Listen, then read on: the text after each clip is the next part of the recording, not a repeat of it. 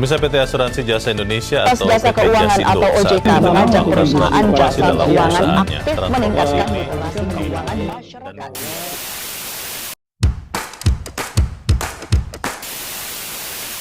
Tahun 2025 menjadi fase penting bagi industri asuransi.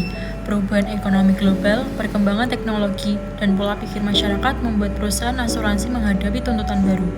Model bisnis lama tidak lagi cukup, strategi harus disesuaikan agar tetap relevan dan dipercaya. Salah satu tantangan terbesar adalah literasi. Banyak masyarakat masih menganggap asuransi itu rumit, mahal, dan hanya untuk kalangan tertentu. Kurangnya kepercayaan pada proses klaim juga membuat orang enggan bergabung. Jika edukasi publik tidak ditingkatkan, pertumbuhan peserta pasti akan melambat dan tidak akan berproses. Di tahun 2025, persaingan datang bukan hanya dari perusahaan asuransi komersial, startup internet, layanan digital, dan produk mikro asuransi mulai mendominasi. Regulasi juga makin ketat, terutama terkait perlindungan konsumen dan pengelolaan data. Lembaga yang mengawasi bisnis asuransi ialah OJK.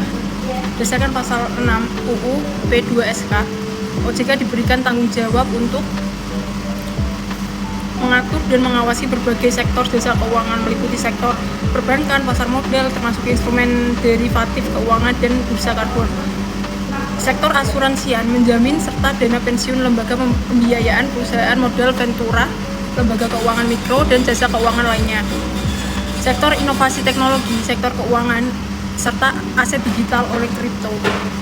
Perilaku pelaku usaha jasa keuangan termasuk edukasi dan perlindungan konsumen serta pengawasan sektor keuangan secara terintegrasi termasuk penilaian dampak sistem dari konglomerasi keuangan. Tantangan lain adalah perubahan gaya hidup dan pola risiko. Biaya kesehatan terus meningkat, angka penyakit kritis naik, sementara risiko bencana alam dan kecelakaan makin tidak terduga. Generasi muda cenderung memilih layanan serba cepat dan digital. Jika produk tidak fleksibel, mereka akan berpindah ke penyediaan lain. Transformasi digital menjadi keharusan, bukan pilihan.